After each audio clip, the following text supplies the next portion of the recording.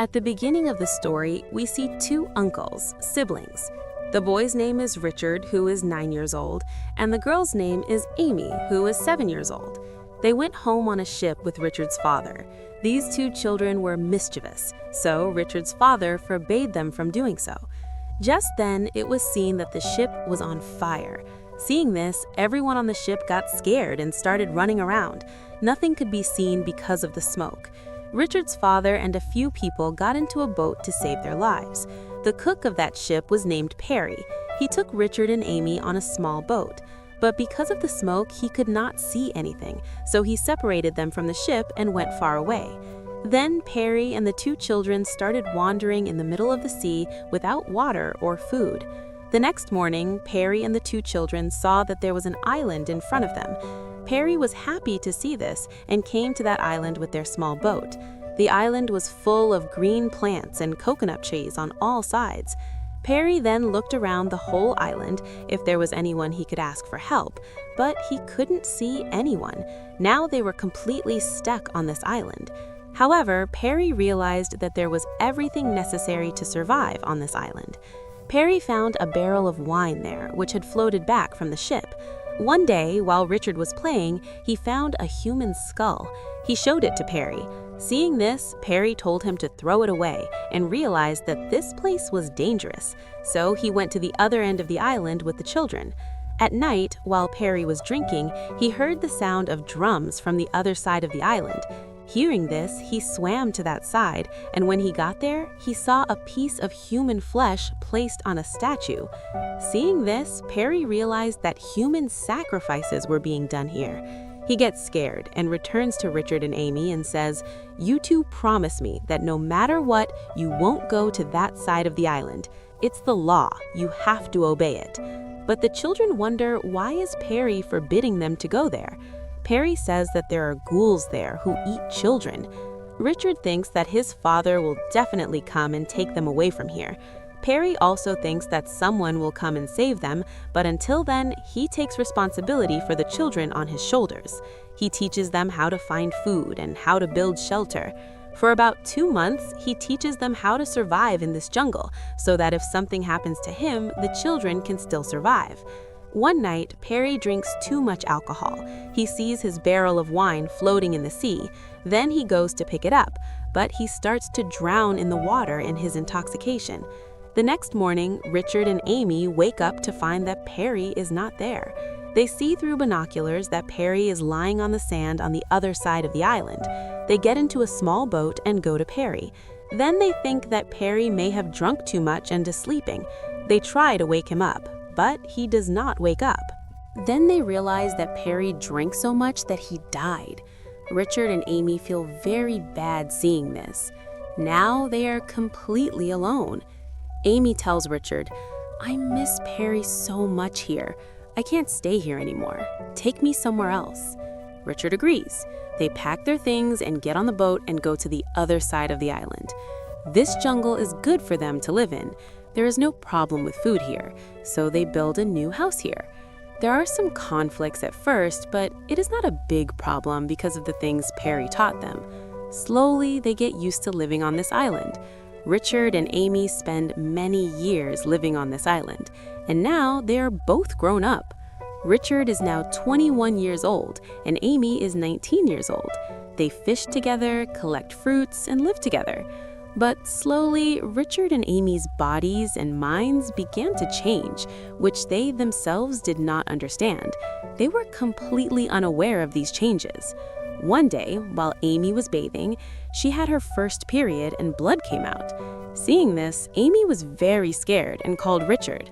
When Richard heard her call and came and asked what happened, Amy was embarrassed and asked him to go away. A while later, when Amy came out of the water after bathing, Richard asked her, "What happened to you?" Richard thought that Amy might be in pain somewhere, but Amy did not say anything. Seeing this, Richard was angry. He thought that Amy used to not hide anything from him, but now she has started hiding a lot. In this way, Richard and Amy slowly start to feel attracted to each other. When Richard walks around shirtless, Amy watches silently. Again, when Amy goes to bathe in the river, Richard watches. But because they have no education in society, they cannot understand the meaning of these feelings. Because they have been stuck here since childhood and have never read anything about these things. Meanwhile, Richard catches fish, collects fruit, and Amy cooks the fish and sews clothes. The two of them live happily on this island, laughing and having fun. But now they have hope in their hearts that one day Richard's father will definitely come and save them. One day, Amy hears the sound of drums from that side of the island where Derry had forbidden her to go. But Amy really wants to know what is there, so she goes there alone. When she goes there, she sees the same statue from which blood was flowing. Amy feels that the place is very sacred and that it is the place of a god. Seeing this, she runs to Richard and says, "I went to the side of the island where Derry forbade us to go. There I saw a statue that belonged to God. Derry lied to us. There are no cannibals there." Hearing this, Richard gets angry. He says, "We promised Derry that we wouldn't go there. You made a big mistake by going there. Never go there again." At night, when Amy was sleeping, she had a nightmare. In her dream, she saw Richard drowning in the water. Amy woke up in fear. She saw that it was morning and Richard was standing in front of her. Then Amy told him, "Promise me you won't leave me anywhere." Both of them hugged passionately. Richard kissed her and tried to do more with her, but Amy pushed him away. At night, Richard tried to come to her again, but Amy told him to leave. Richard is very angry about this and does not speak to Amy the next morning. Amy sees Richard doing something behind the rocks, but does not understand what exactly. When she calls Richard, Richard gets angry with her. After a while, when Richard is getting coconuts from the tree, he sees a ship at sea for the first time in so many years. Seeing the ship, he gets down from the tree and runs towards a hill where he had previously arranged to gather wood and light a fire so that he could attract the attention of the ship's people and ask for help. But Richard is late in reaching there, and the ship moves away. At that time, Amy also saw the ship. She also had the opportunity to light a fire, but she did not light a fire when she saw the ship, because now she liked being here and she accepted this life. Richard comes and says angrily to Amy for not lighting a fire, "I am fed up with you. I will leave here alone." She gets on the boat and leaves, but halfway through, the boat breaks down and Richard falls into the water. He is forced to return to the island. Amy keeps teasing him. "Now this island is our home and we have to stay here." Hearing this, Richard gets angry. An argument starts between them. The two start insulting each other. Amy says, "I know what you are doing behind the rocks all alone. I will tell your father." Richard says, "You hide and watch me." Amy says, "You also watch me when I bathe." Hearing this, Richard gets angry and throws a coconut at her, but it does not hit. Later, when Amy throws a coconut, it hits Richard on the head. Richard then slaps her and throws her out of the house. He says, "I built this hut. You cannot stay here. I will not even feed you now." As a result, Amy has to sleep outside and arrange food alone. It is very difficult for Amy, and Richard makes fun of her. Amy started praying to the statue on the island with flowers. When she was returning to the island from the sea, her foot fell on a poisonous stonefish, which caused her great pain. She somehow managed to get back to the island. Richard saw Amy sick and asked what happened. Amy said, "My foot fell on a stonefish, so I got sick because of the poison." She also said, "Take me to my God." Richard picked Amy up and took her to the statue. Amy's condition became very bad. She fainted. Richard was scared. What would I do here alone if something happened to Amy? He prayed to God for Amy. After a while, Amy regained consciousness. She was completely healed, and the power, peace, and environment of the island helped her body to recover. Richard was happy to see Amy and said, "I was so scared. If something happened to you, what would I do on this island alone?" Amy said, "Were you angry with me?" Richard says, "No."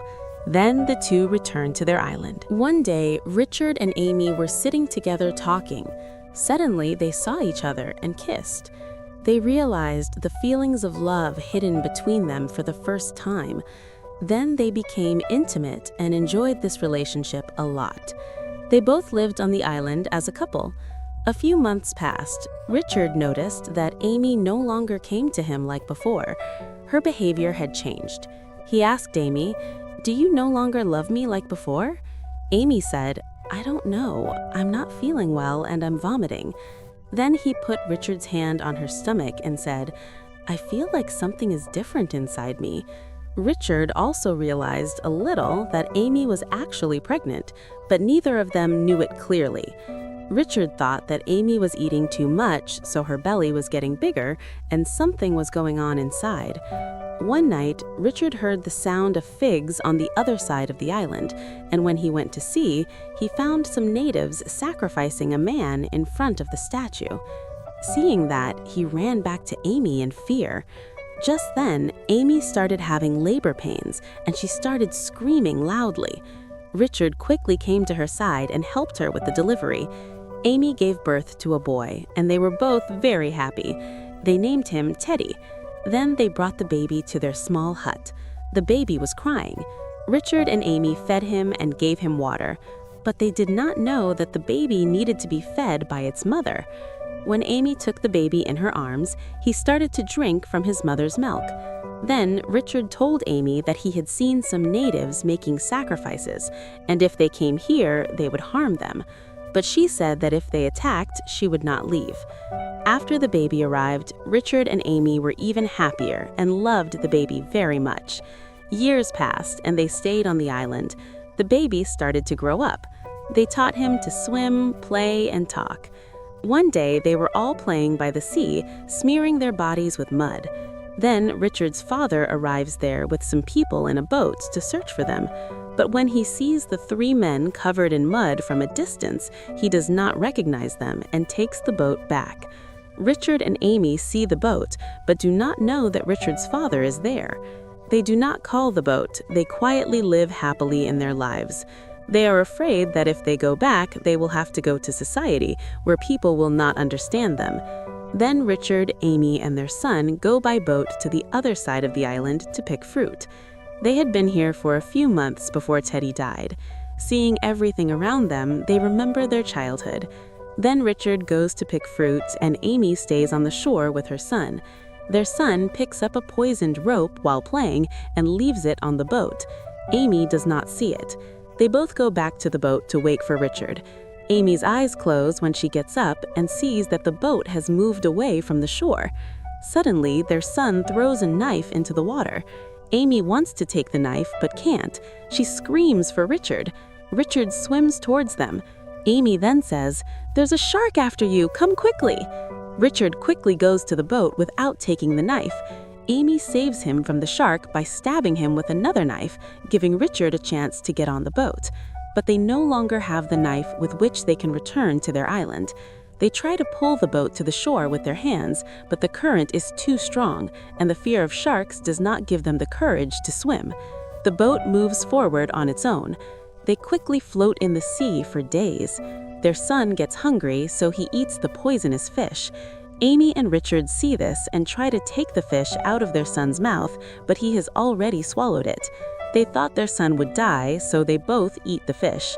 All 3 of them lie down in the boat, waiting to die and faint. But in fact, the fish was not that poisonous. They just fainted. After a while, Richard's father was on the ship, and while looking here and there through the binoculars, he suddenly saw Richard's small boat in the sea. He showed that boat to one of his men. Then Richard's father and his men came to see them in the small boat. He saw Richard, Amy, and their son unconscious. Richard's father asks his man, "Are they dead?" He says, "No, sir, they are sleeping. They were saved." And this is where the movie ends. Friends, what do you think? If you had to spend your whole life on an island with one person, what would it be like? Be sure to give your opinion in the comment section. Like and share the video. Subscribe to the channel and press the bell icon so that you don't miss the upcoming videos. See you in the next one.